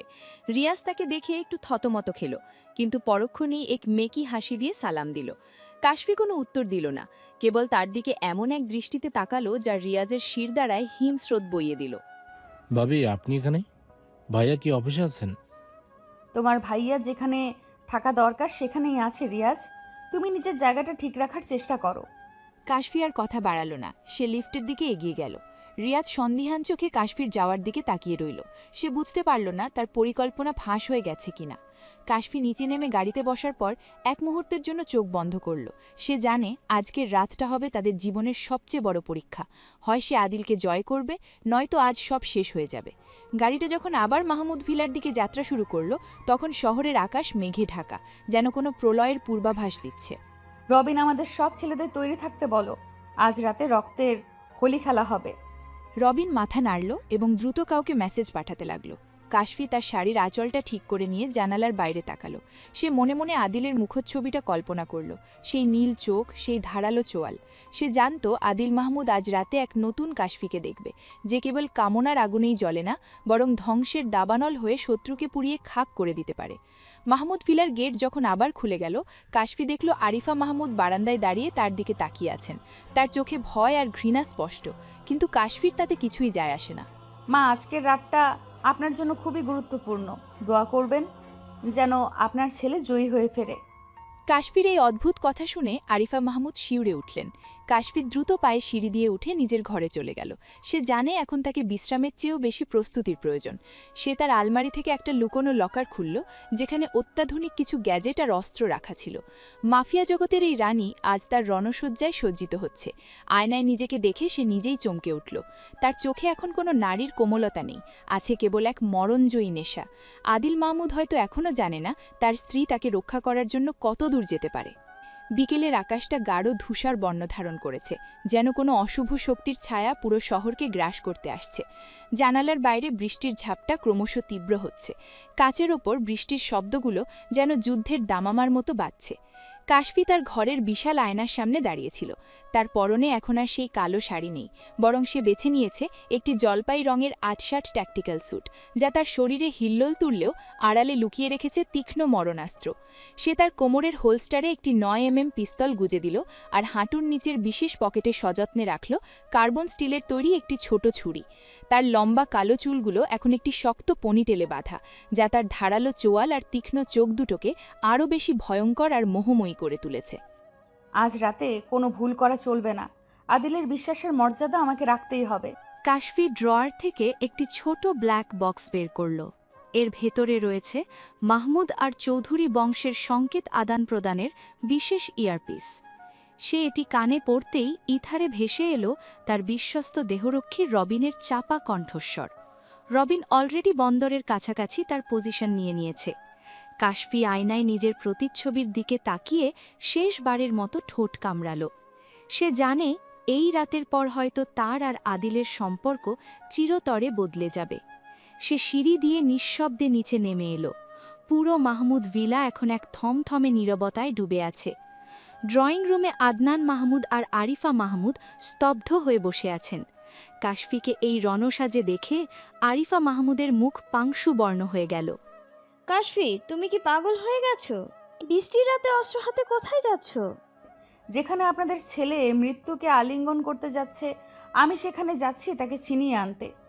আরিফা মাহমুদ কিছু বলতে চাইলেন, কিন্তু আদনান মাহমুদ তার হাত চেপে ধরলেন। তিনি বুঝতে পারছেন কাশফি আজ যা করছে তা হয়তো এই বংশের পুরুষরা কোনোদিন কল্পনাও করতে পারেনি। কাশফি আর এক মুহূর্ত সময় নষ্ট না করে গেটের দিকে দৌড়ে গেল। তার মার্সিডিসটা প্রস্তুত ছিল। ইঞ্জিন স্টার্ট করার গর্জনে পুরো বাগানটা কেঁপে উঠল। টায়ারগুলো ভেজা রাস্তায় ঘর্ষণ খেয়ে আগুনের ফুলকি ছড়িয়ে দিল যেন। গাড়িটা যখন মাহমুদ ভিলার সীমানা ছাড়িয়ে রাজপথের দিকে ধাবিত হল, কাশফির বুকের ভেতরটা এক বিচিত্র উত্তেজনায় কাঁপছিল।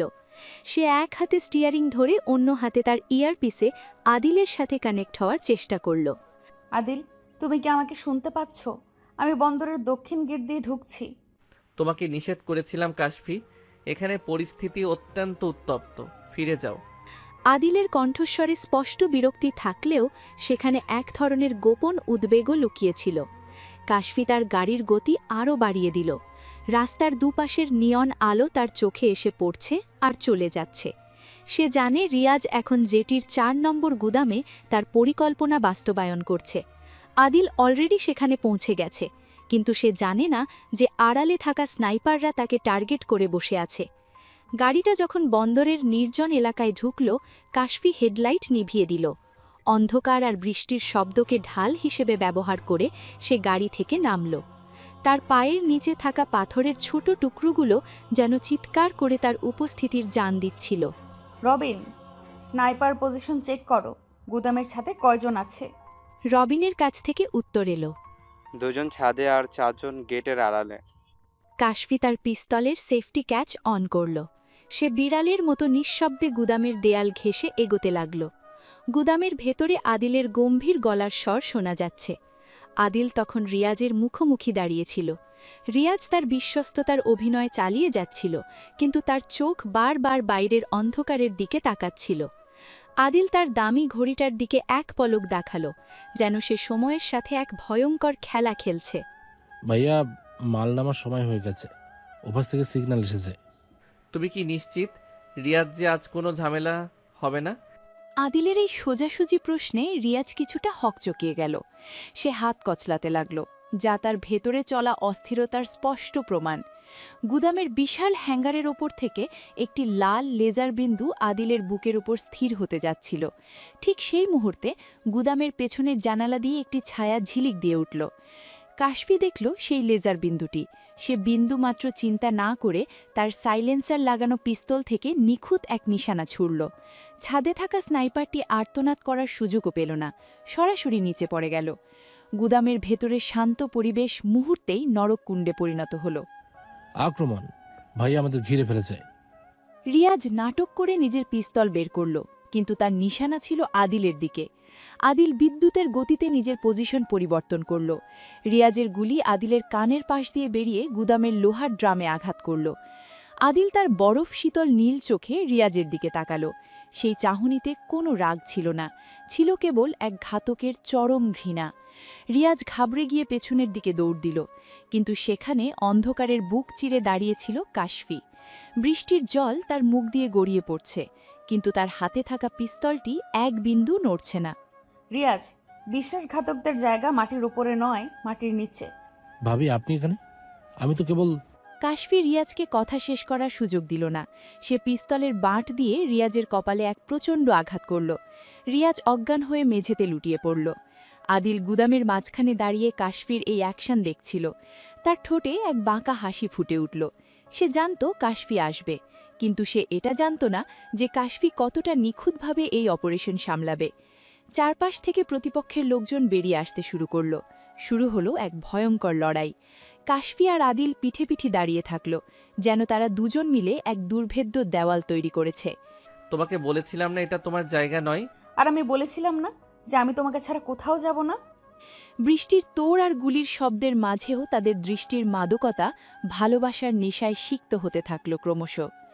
আদিল তার পিস্তল দিয়ে নিখুঁতভাবে প্রতিপক্ষকে ধরাশায়ী করছিল, আর কাশফি তার ক্ষিপ্রতায় সবার নজর কেড়ে নিচ্ছিল। একসময় গুদামের চারপাশ শান্ত হয়ে এলো। রবিন আর তার বাহিনী বাকিদের কবজা করে ফেলল। আদিল তার শার্টের হাতা গুটিয়ে কাশফির দিকে এগিয়ে এলো। কাশফির সারা শরীর ভিজে একাকার, কিন্তু তার চোখে এখনও সেই যুদ্ধের তেজ। আদিল তার বলিষ্ঠ হাত দিয়ে কাশফির ভিজে যাওয়া গালটা স্পর্শ করল। তার আঙ্গুলগুলো ছিল উত্তপ্ত, যা কাশফির শীতল শরীরে কম্পন ধরিয়ে দিল। তুমি সত্যি একটা আস্ত পাগল কাশফি চৌধুরী, কিন্তু আজ তুমি আমাকে অবাক করেছো। অবাক করাবো তো এখনো অনেক কিছু বাকি আছে আদিল মাহমুদ। আদিল হঠাৎ করে কাশফিকে নিজের দিকে টেনে নিয়ে তার কপালে নিজের কপাল ঠেকাল। তাদের তপ্ত নিঃশ্বাস এক হয়ে মিশে যাচ্ছিল। গুদামের সেই স্যাঁতসেঁকে পরিবেশে রক্তের গন্ধ আর বারুদের ধোঁয়ার মাঝে তাদের প্রেম যেন এক নতুন মাত্রা পেল। আদিল বুঝতে পারল কাশফি কেবল তার স্ত্রী নয়, সে তার যোগ্য সহযোদ্ধা। আদিলের সেই পাথুরে হৃদয়ে প্রথমবারের মতো এক বিশাল ফাটল দেখা দিল। সে কাশফির কোমরে হাত রেখে তাকে নিজের বুকের সাথে আরও শক্ত করে চেপে ধরল। কাশফি আদিলের বুকের ধুকপুকানি অনুভব করতে পারছিল, যা কাল রাতের চেয়েও অনেক বেশি তীব্র। চলো, এখান থেকে বেরোতে হবে, বাকি কাজ ছেলেরা বুঝে নেবে। রিয়াজের কি হবে? ওকে তো ছেড়ে দেওয়া যায় না। আদিল রিয়াজের পড়ে থাকা বেহের দিকে এক পলক তাকাল। তার চোখে কোনো দয়া ছিল না। সে রবিনের দিকে ইশারা করল। রবিন বুঝে গেল তাকে কি করতে হবে। আদিল কাশফির হাত ধরে গুদামের বাইরে এলো। বৃষ্টির ঝাপটা তখনও থামেনি, কিন্তু এখন আর তা ভয়ের কারণ ছিল না। তারা দুজন গাড়ির দিকে এগিয়ে গেল। আদিল ড্রাইভিং সিটে বসল আর কাশফি তার পাশে। গাড়িটা যখন স্টার্ট নিল, কাশফি ক্লান্তিতে আদিলের কাঁধে মাথা রাখল। আদিল এক হাতে স্টিয়ারিং ধরে অন্য হাতে কাশফির হাতটা নিজের মুঠোর মধ্যে পুরে নিল। আজ থেকে আমাদের এই লড়াই আর শুধু পেশাদার রইল না কাশফি। আমি তো এটাই চেয়েছিলাম আদিল, আমাদের ভালোবাসা হবে ধ্বংস আর সৃষ্টির এক অদ্ভুত সংমিশ্রণ। গাড়িটা যখন শহরের দিকে রওনা দিল, তখন ভোরের প্রথম আলো ফুটতে শুরু করেছে। রাতের সেই কালো মেঘগুলো এখন আস্তে আস্তে কেটে যাচ্ছে। আদিল মাঝে মধ্যে কাশফির দিকে তাকাচ্ছিল, যে তার কাঁধে নিশ্চিন্তে ঘুমোনোর চেষ্টা করছে। আদিল বুঝতে পারল সে এক এমন নারীকে তার জীবনে পেয়েছে, যে কেবল তার আভিজাত্য দেখে নয়, তার বিপদ দেখেরও তার সাথে ছায়ার মতো থাকে। মাহমুদ ভিলার গেটে যখন তারা পৌঁছল, তখন বাড়ির সবাই জেগে আছে। আদিল গাড়ি থেকে নেমে কাশফিকে কোলে তুলে নিল। কাশফি আধো ঘুমে আদিলের গলা জড়িয়ে ধরল। আদিল, তোমরা ঠিক আছো তো? রিয়াজের খবর কি? মা, রিয়াজ আর আমাদের পরিবারের কেউ নয়, আর কাশফি ও এই বাড়ির আসল রানী। আরিফা মাহমুদ স্তম্ভিত হয়ে গেলেন। তিনি দেখলেন আদিলের চোখে কাশফির জন্য এক গভীর অনুরাগ আর শ্রদ্ধা। কাশফি মৃদু হাসল এবং আদিলের বুকের মাঝে আরও একটু সেথিয়ে গেল। আদিল তাকে নিয়ে সিঁড়ি দিয়ে উঠে নিজের ঘরে ঢুকল। ঘরের সেই রজনীগন্ধার সুবাস এখনও কিছুটা রয়ে গেছে। আদিল কাশফিকে বিছানায় শুইয়ে দিল এবং তার পায়ের জুতো জোড়া খুলে দিল। কাশফি যখন চোখ মেলল, সে দেখল আদিল তার খুব কাছে বসে আছে। তার সেই নীল চোখ দুটো এখন আর বরফ শীতল নয়, বরং সেখানে এক প্রশান্তির হ্রদ খেলা করছে। তুমি কি এখন আমাকে আর দূরে সরিয়ে দেবে আদিল মাহমুদ? তোমাকে দূরে সরিয়ে দেওয়া মানে নিজের নিঃশ্বাস বন্ধ করে দেওয়া কাশফি। আদিল কাশফির ঠোঁটের উপর নিজের ঠোঁট রাখল। দীর্ঘ প্রতীক্ষার পর এই প্রথম তাদের মাঝে কোনো দেয়াল রইল না।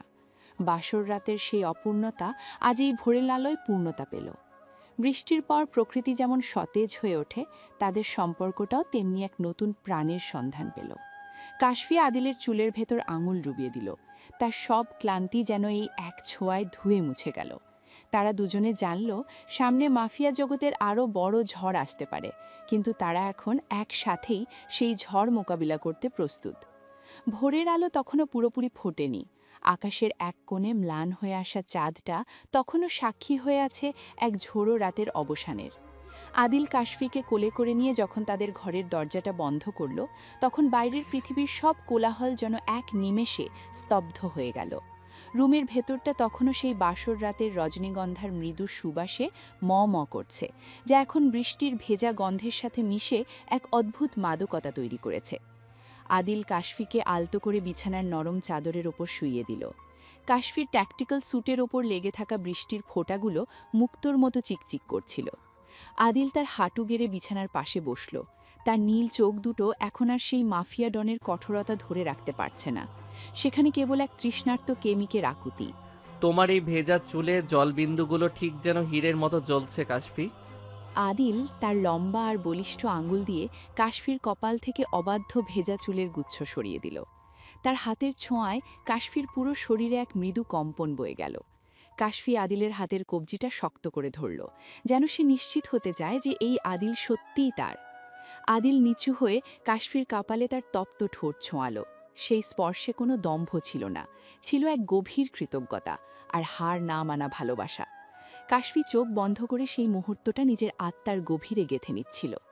আদিল, আজ রাতে আমি বুঝেছি যে মৃত্যুর চেয়েও বড় কোনো শক্তি যদি থাকে, তবে সেটা তোমার এই সান্নিধ্য। আমি হয়তো কখনো বলতে পারিনি কাশফি, কিন্তু আজ তোমার এই বিধ্বংসী রূপ আমাকে নতুন করে তোমার প্রেমে ফেলেছে। আদিল কাশফির স্যুটের জিপারটা ধীরে ধীরে নিচে নামাতে শুরু করল। তার প্রতিটি নড়াচড়ায় ছিল এক আদিম টানটান উত্তেজনা। কাশফি নিঃশ্বাস নিতে ভুলে যাচ্ছিল। আদিলের চোখের সেই নীল আগুনের শিখা যেন তাকে পুড়িয়ে খাক করে দিচ্ছিল। আদিল তার বলিষ্ঠ হাত দিয়ে কাশফির কোমরের ভাঁজগুলো অনুভব করছিল, যেখানে একটু আগেই একটি ঘাতক পিস্তল গোজা ছিল। এখন সেখানে কেবল এক কোমল নারীর শরীর, যা আদিলের ছোঁয়ায় মোমের মতো গলে যাচ্ছিল। আদিল কাশফির গলার কাছে নিজের মুখটা ডুবিয়ে দিল। তার তপ্ত নিঃশ্বাস কাশফির স্পন্দনকে কয়েক গুণ বাড়িয়ে দিল। আদিল, তুমি কি জানো আমি এই মুহূর্তটার জন্য কত রাত জেগে কাটিয়েছি? সেই সব রাতের ঋণ আমি আজ শোধ করব কাশফি। এক পলকও তোমাকে একা থাকতে দেব না। আদিল কাশফিকে নিজের দিকে আরও একটু টেনে নিল। তাদের শরীর এখন একে অপরের সাথে মিলে মিশে একাকার। আদিলের শার্টের বোতামগুলো কাশফির নখের আঁচড়ে একে একে খুলে যাচ্ছিল। আদিলের পেশিবহুল বুক আর কাশফির তপ্ত শরীরের ঘর্ষণ এক আগ্নেয়গিরির জন্ম দিচ্ছিল। ঠিক সেই মুহূর্তে ঘরের দরজার বাইরে ভারী পায়ের শব্দ শোনা গেল। কেউ একজন গটগট করে করিডোর দিয়ে হেঁটে আসছে এবং তাদের দরজার সামনে এসে থামল। কাশফি আর আদিল দুজনেই মুহূর্তের জন্য স্থির হয়ে গেল। মাফিয়া মস্তিষ্ক তাদের রোম্যান্টিক ঘোর কাটিয়ে সতর্ক করে তুলল। আদিল, তুমি কি ভেতরে আছো? দরজাটা একবার খোলো তো। আরিফা মাহমুদের কর্কশ আর রাগান্বিত কণ্ঠস্বর শান্ত ভোরের পরিবেশকে বিষিয়ে দিল। আদিল একটা দীর্ঘশ্বাস ফেলে নিজের কপাল কাশফির কাঁধে ঠেকিয়ে রাখল। তার চোয়াল শক্ত হয়ে এলো। মায়ের এই অনাহুত উপস্থিতি তার সহ্য হচ্ছিল না। কাশফি মুচকি হাসল। তার চোখে এক ধরনের দুষ্টুমি আর জেদ খেলা করছিল। সে আদিলের কানের লতিটা হালকা করে কামড়ে দিয়ে তাকে ইশারা করল। আদিল বিরক্তি নিয়ে বিছানা থেকে উঠে দাঁড়ালো এবং নিজের শার্টটা কোনো মতে ঠিক করে দরজার দিকে এগোল। মা, এখন এত ভোরে কি হয়েছে? আমাদেরকে একটু শান্তিতে থাকতে দেবে না? শান্তি? এই মেয়ে বাড়িতে আসার পর কি এই বাড়িতে কোনো শান্তি আছে?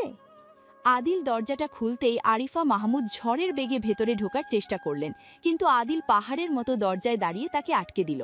আরিফা মাহমুদের চোখ গেল বিছানার দিকে, যেখানে কাশফি অত্যন্ত আবেদনময়ী ভঙ্গিতে হেলান দিয়ে বসে আছে। কাশফির এলোমেলো চুল আর অর্ধনগ্ন বেশ দেখে আরিফার পিত্তি জ্বলে গেল। তিনি বুঝতে পারলেন যে তার সাজানো গোছানো ছেলেটা এখন পুরোপুরি এই ডাইনি মেয়েটার কবলে পড়েছে। আরিফার হাতের তালু রাগে ঘামতে শুরু করল। তুমি জানো রিয়াজের সাথে তুমি কি করেছো? ও আমাদের পরিবারের কত বড় একটা অংশ ছিল মা, কিন্তু এখনো কেবল এক টুকরো আবর্জনা যা ডাস্টবিনে ফেলার যোগ্য। কাশফি বিছানা থেকে নেমে ধীর পায়ে আরিফা মাহমুদের দিকে এগিয়ে এলো। তার প্রতিটি পদক্ষেপ ছিল আত্মবিশ্বাসে ভরপুর। সে আদিলের বাহু জড়িয়ে ধরে আরিফার চোখের দিকে সরাসরি তাকালো। আরিফা মাহমুদ লক্ষ্য করলেন কাশফির গলায় আদিলের দেওয়া সেই কামনার লাল দাগগুলো স্পষ্ট হয়ে আছে। এই দৃশ্যটা যেন তার মাতৃত্বের অহংকারে চাবুকের মতো আঘাত করল। তিনি ভাবতেও পারেননি যে আদিল মাহমুদের মতো কঠিন মানুষ এত দ্রুত কোনো নারীর বশ হতে পারে। আদিল, তুমি কি দেখতে পাচ্ছ না এই মেয়েটা তোমাকে আমাদের থেকে আলাদা করে দিচ্ছে? মা, ও আমাকে আলাদা করছে না, ও আমাকে পূর্ণ করছে। আর রিয়াজ যে বিশ্বাসঘাতক ছিল তার প্রমাণ আমি নিজে দেখেছি। আদিলের এই সোজাসুজি সমর্থনে আরিফা মাহমুদ বাকরুদ্ধ হয়ে গেলেন। তিনি জানতেন আদিল তার কথার অবাধ্য হয় না, কিন্তু আজ কাশফির জন্য সে তার নিজের মায়ের উপর কথা বলছে। আরিফার মনে হলো তার পায়ের নিচ থেকে মাটি সরে যাচ্ছে। তিনি ঘৃণা ভরা চোখে কাশফির দিকে তাকালেন, যেন সুযোগ পেলে তিনি এখনই কাশফির গলা টিপে ধরবেন। কাশফি তার সেই বিষাক্ত হাসিটা হাসল, যা আরিফাকে আরও বেশি উত্তেজিত করে তুলল। মা, রাগ করে আপনার প্রেশার বাড়াবেন না। এখন তো আমরা কেবল আমাদের জীবনে নতুন অধ্যায় শুরু করছি। বেশি বাড়াবাড়ি করো না কাশফি চৌধুরী। মনে রেখো এই বাড়ির চাবি এখনো আমার আঁচলেই থাকে। আরিফা মাহমুদ আর এক মুহূর্ত সেখানে দাঁড়ালেন না। তিনি গটগট করে রুম থেকে বেরিয়ে গেলেন এবং সজোরে নিজের ঘরের দরজা বন্ধ করলেন। দরজার ওপাশে তার রাগের গুঞ্জন স্পষ্ট শোনা যাচ্ছিল। আদিল একটা স্বস্তির নিঃশ্বাস ফেলে দরজাটা আবার লক করে দিল। সে ঘুরে তাকাতেই দেখল কাশফি আয়নার সামনে দাঁড়িয়ে নিজের চুলের পনিটেলটা খুলছে। আয়নার প্রতিবিম্বে তাদের চোখাচোখি হলো। আদিল পেছনের দিক থেকে গিয়ে কাশফিকে জাপটে ধরল, তার মুখ কাশফির ঘাড়ে গুজে দিল। আমার মায়ের কথা মনে করো না। উনি এখনো বুঝতে পারছেন না তুমি আমার জন্য কতটা দামি। আমি তো ওনার রাগ উপভোগ করি আদিল। যত বেশি বাধা আসবে আমাদের এই আগুন তত বেশি জ্বলবে। আদিল কাশফিকে ঘুরিয়ে তার দিকে ফেরালো এবং তাকে কোলে তুলে নিয়ে সোজা বারান্দার দিকে নিয়ে গেল। বাইরের বাগানটা তখন ভোরের আলোয় সিক্ত। পাখির কিচিরমিচির শব্দ শুরু হয়েছে। আদিল কাশফিকে বারান্দার রেলিংয়ের সাথে চেপে ধরল। তাদের মাঝখানে এখন আর কোনো বাধা নেই, কেবল আছে এক অনন্ত তৃষ্ণা। আদিলের হাত কাশফির উরুর ওপর দিয়ে ধীরে ধীরে ওপরে উঠতে লাগল, যা কাশফির ভেতরে এক নতুন শিহরণ জাগিয়ে তুলল। সে আদিলের গলা জড়িয়ে ধরে তার ঠোঁটে নিজের ঠোঁট ডুবিয়ে দিল। আদিল মাহমুদ, তুমি কেবল আমার, আর যে কেউ আমাদের মাঝে আসবে তাকে আমি ধ্বংস করে দেব। আমি তোমারই কাশফি। তোমার এই উগ্রতা আর ভালোবাসার কাছে আমি স্বেচ্ছায় আত্মসমর্পণ করছি। বারান্দার সেই নির্জনতায় ভোরের স্নিগ্ধ বাতাসের মাঝে তাদের এই গোপন মিলন এক নতুন ইতিহাস তৈরি করছিল। আদিলের প্রতিটি স্পর্শে ছিল এক ধরনের মালিকানা আর গভীর প্যাশন। কাশফি অনুভব করছিল যে সে কেবল আদিলের স্ত্রীকে নয়, সে আদিলের সাম্রাজ্যের অর্ধাঙ্গিনী হয়ে উঠেছে। নিচের বাগানে মালিরা কাজ শুরু করেছে, কিন্তু তাদের কারো সাধ্য নেই এই ওপরের তলায় কি ঘটছে তা দেখার। আদিল কাশফির কানের কাছে নিচু স্বরে কোনো মাফিয়া কোড নয়, বরং প্রেমের এক গোপন মন্ত্র পাঠ করল, যা কেবল কাশফির জন্য। সকালের রোদেরা আকাশটা মাহমুদ ভিলার ওপর এক মায়াবী আভা ছড়িয়ে দিয়েছে। আদিল আর কাশফি যখন তাদের প্রেমময় মুহূর্তের ক্লান্তি কাটিয়ে ফ্রেশ হয়ে নিচে নামল, তখন ড্রয়িং রুমের পরিবেশটা ছিল থমথমে। আরিফা মাহমুদ সোফায় বসে অগ্নিদৃষ্টিতে সামনের দিকে তাকিয়ে আছেন। আদিল কাশফির হাতটা শক্ত করে ধরে ড্রয়িং রুমে ঢুকল। আদিলের এই প্রকাশ্য অধিকারবোধ আরিফার সহ্য হচ্ছিল না। ঠিক সেই সময় আদিনা করিডোর দিয়ে আসছিল। তার চোখে মুখে এক ধরনের অস্থিরতা আর হাতের ফোনে অনবরত কারো টেক্সট চেক করার প্রবণতা কাশফির তীক্ষ্ণ নজর এড়াল না। রিয়াজের সাথে তোমরা যা করেছো তার ফল ভালো হবে না আদিল। মা, আমি আগেই বলেছি রিয়াজ আমাদের পিঠে ছুরি মেরেছে। ওকে আর এই প্রাসাদে দেখা যাবে না। আদিল তার পকেটে হাত দিয়ে জানালার দিকে ফিরে দাঁড়াল। সে জানত না যে রিয়াজ এত সহজে হার মানার পাত্র নয়। রিয়াজ কেবল আদিলের ডান হাত ছিল না, সে মাহমুদ পরিবারের অন্দরমহলের প্রতিটি ফাটল চিনত। বিশেষ করে আদিনা, যে এই কঠোর মাফিয়া পরিবারের মাঝে এক চঞ্চল আর আবেগী মেয়ে। আদিনা তখন আড়ালে গিয়ে তার ফোনটা কানে চেপে ধরল। ওপাশ থেকে রিয়াজের সেই পরিচিত মায়াবী আর বিষাক্ত কণ্ঠস্বর ভেসে এলো, যা আদিনার মগজকে পুরোপুরি আচ্ছন্ন করে রেখেছে। আদিনা, তোমার ভাই আর ওই নতুন ভাবি মিলে আমার সব শেষ করে দিল। আমি এখন পথে পথে ঘুরছি। রিয়াজ, তুমি চিন্তা করো না, আমি জানি ভাইয়া ভুল বুঝছে, আমি সব ঠিক করে দিব। রিয়াজ ফোনের ওপাশে একটা ক্রূর হাসি হাসল। সে জানত আদিনাকে নিয়ন্ত্রণ করা মানে আদিলের হৃৎপিণ্ড মুঠোয় রাখা। রিয়াজ আদিনাকে ভালোবাসার অভিনয় করে আসলে তাকে দাবার ঘুঁটি হিসাবে ব্যবহার করছিল। সে আদিনাকে এমন এক মোহে ফেলে রেখেছে যে আদিনা এখন নিজের পরিবারের চেয়েও রিয়াজকে বেশি বিশ্বাস করে। রিয়াজ জানত কাশফি অনেক বেশি চালাক, তাই তাকে সরাতে হলে আদিনার মতো সহজ সরল কাউকে ঢাল হিসাবে ব্যবহার করতে হবে। আদিনা, আজ রাতে তুমি কি মেইন গেটের পেছনের চাবিটা নিয়ে বাগানে আসতে পারবে? আমি তোমাকে একবার দেখতে চাই। পাগল হয়েছো? ভাইয়া জানতে পারলে তোমাকে মেরে ফেলবে। রিয়াজ তার গলার স্বর আরও করুণ করল, যা শুনে আদিনার মনটা গলে জল হয়ে গেল। আদিনা বুঝতে পারছে না যে সে এক ভয়ঙ্কর অগ্নিকুণ্ডের দিকে পা বাড়াচ্ছে। কাশফি তখন ড্রয়িং রুমের কোণ থেকে আদিনার এই ফিসফিসানি লক্ষ্য করছিল। কাশফির মাফিয়া মস্তিষ্ক তাকে সংকেত দিচ্ছিল যে ডালপালা কোথাও অশুভ দিকে গজাচ্ছে। সে ধীর পায়ে আদিনার পেছনে গিয়ে দাঁড়ালো। তার ছায়াটা আদিনার ফোনের ওপর পড়তেই আদিনা চমকে উঠল। আদিনা, এত সকালে কার সাথে এত গোপন কথা বলছো? গাল দুটো তো একদম লাল হয়ে গেছে। ভাবি, ও কিছু না, মানে আমার এক ফ্রেন্ডের সাথে অ্যাসাইনমেন্ট নিয়ে কথা বলছিলাম। আদিনা ফোনটা দ্রুত পিঠের পেছনে লুকিয়ে ফেলল। তার কপালে বিন্দু বিন্দু ঘাম জমতে শুরু করেছে। কাশফি এক পা এগিয়ে এসে আদিনার চিবুকটা আলতো করে উঁচিয়ে ধরল। কাশফির সেই তীক্ষ্ণ চোখের চাহনি আদিনার ভেতরটা যেন চিরে ফেলছিল। কাশফি জানত আদিনা মিথ্যে বলছে, কিন্তু সে এখনই তাকে চাপ দিতে চাইল না। সে আদিনার কানে ফিসফিস করে কিছু একটা বলল, যা শুনে আদিনার রক্ত হিম হয়ে গেল। মনে রেখো আদিনা, সব বন্ধু কিন্তু বন্ধু হয় না। কেউ কেউ সাপের মতো শুধু ছোবল দেওয়ার অপেক্ষায় থাকে। তুমি কি বলতে চাইছো? আমি বুঝি না ভাবি, আমাকে যেতে দাও। আদিনা একরকম দৌড়ে সেখান থেকে পালিয়ে নিজের ঘরে চলে গেল। কাশফি দাঁড়িয়ে থেকে দেখল আদিনার যাওয়ার পথটা।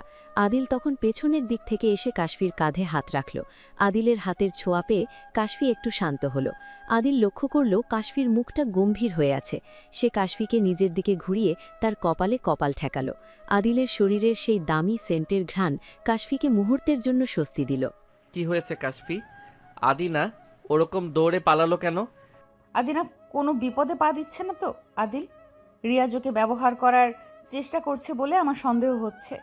আদিলের চোয়াল মুহূর্তেই শক্ত হয়ে এলো। তার নীল চোখ দুটো যেন আগুনের গোলার মতো জ্বলতে শুরু করল। সে আদিনাকে পাগলের মতো ভালোবাসে, আর আদিনার ওপর কোনো আঁচ আসা মানে আদিলের পুরো সাম্রাজ্যে আগুন লেগে যাওয়া। আদিল তার কোমরে গোজা পিস্তলটা একবার চেক করে নিল। সে জানত রিয়াজ নিচু মনের মানুষ, কিন্তু সে তার নিজের বোনকে টার্গেট করবে এটা সে কল্পনাও করতে পারেনি। রিয়াজ যদি আমার বোনের দিকে নজর দেয় তবে আমি ওর শরীর থেকে চামড়া আলাদা করে দেব। শান্ত হও আদিল, আগে আমাদের নিশ্চিত হতে হবে। রিয়াজ আদিনাকে দিয়ে আমাদের ভেতরে ফাটল ধরাতে চাইছে। কাশফি আদিলকে নিয়ে ওপরে তাদের শোবার ঘরে চলে এলো। সে চায় না আরিফা মাহমুদ এই উত্তেজনার কথা জানুন। ঘরে ঢুকেই আদিল দরজাটা সজোরে বন্ধ করে দিল এবং কাশফিকে দেওয়ালের সাথে চেপে ধরল। আদিলের এই আকস্মিক আক্রমণ কাশফিকে শিহরিত করে তুলল। আদিলের নীল চোখ এখন কামনায় নয়, বরং এক ধরনের হিংস্র রক্ষণশীলতায় আচ্ছন্ন। সে কাশফির ঘাড়ের কাছে নিজের মুখটা ডুবিয়ে দিল। তার তপ্ত নিঃশ্বাস কাশফির চামড়ায় যেন আগুন ধরিয়ে দিচ্ছিল। ও ফাদিল, তুমি এখন রেগে আছো? নিজেকে সামলাও। তোমাকে ছাড়া আমি আর কাউকে বিশ্বাস করতে পারছি না কাশফি।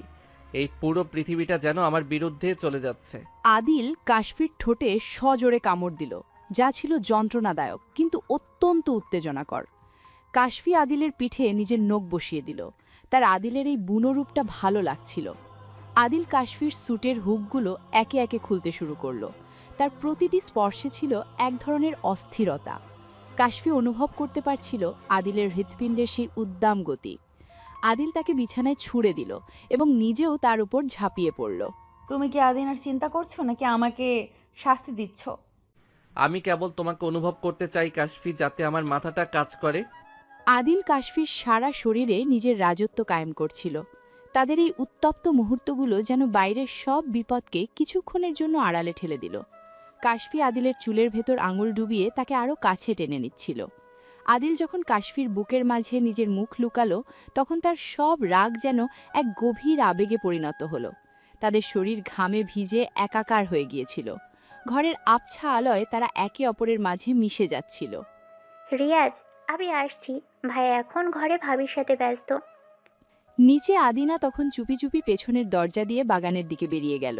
তার হাতে ছিল ড্রয়িং রুমের সেই গোপন সিন্দুকের চাবি, যা রিয়াজ তার কাছ থেকে চেয়েছিল। রিয়াজ বাগানের ঘন অন্ধকার কোণটায় দাঁড়িয়ে সিগার টানছিল।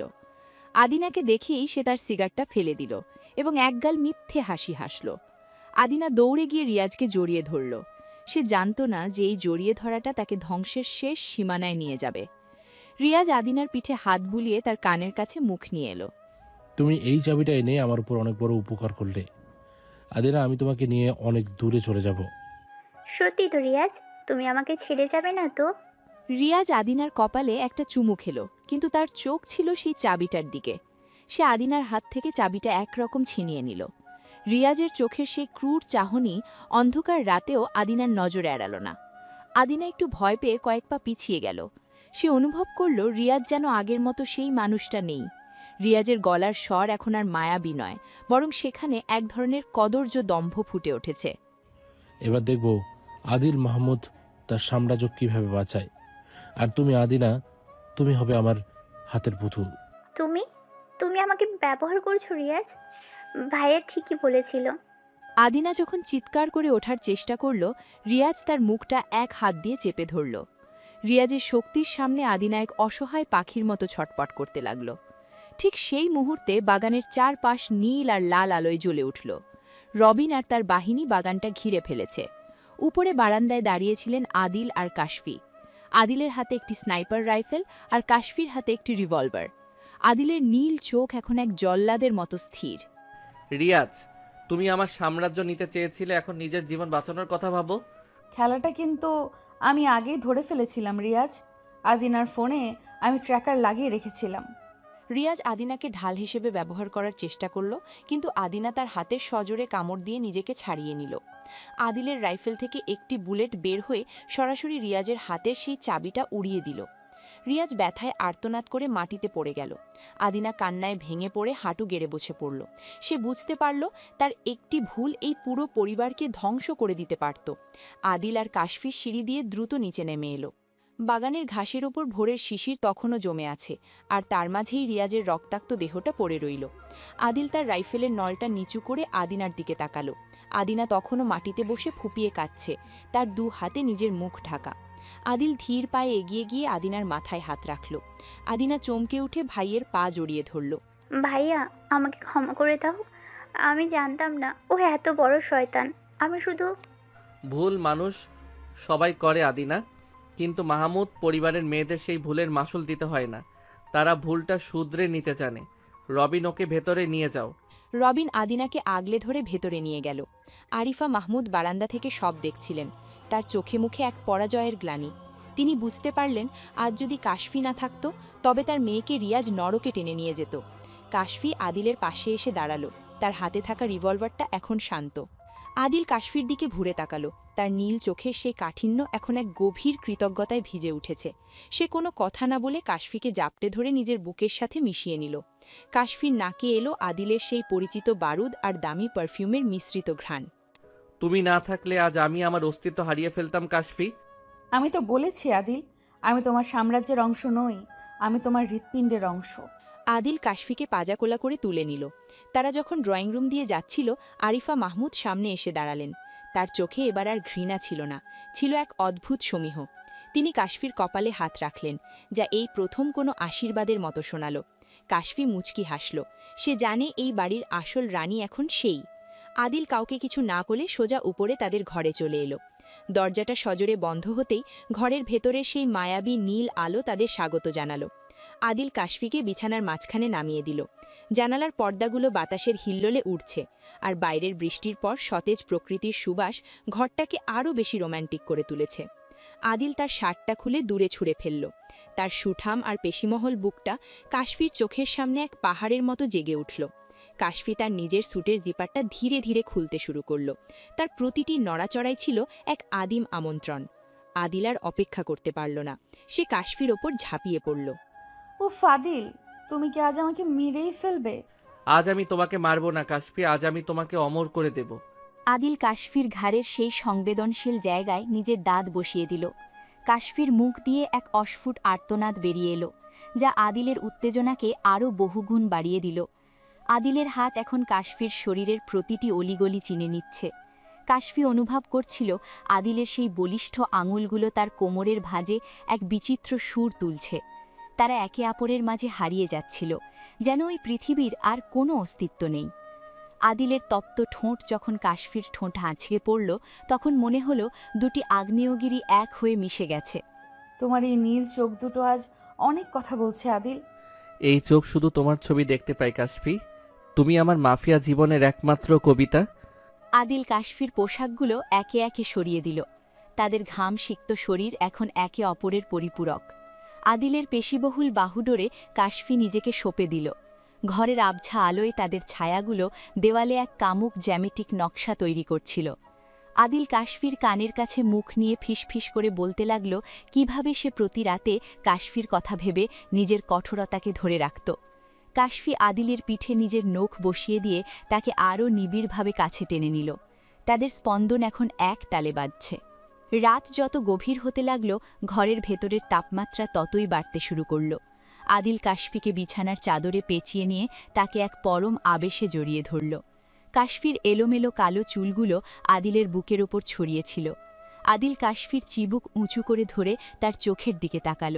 সেখানে এখন কোনো লড়াই নেই, আছে কেবল এক গভীর তৃপ্তি। কাশফি আদিলের বুকে নিজের মাথাটা রাখল, যেখানে আদিলের হৃৎপিণ্ডের সেই উদ্দাম গতি এখন এক শান্ত ছন্দে পরিণত হয়েছে। আদিল, আমাদের এই প্রেমের গল্পটা কি এভাবেই চলবে? এটা কেবল শুরু কাশফি।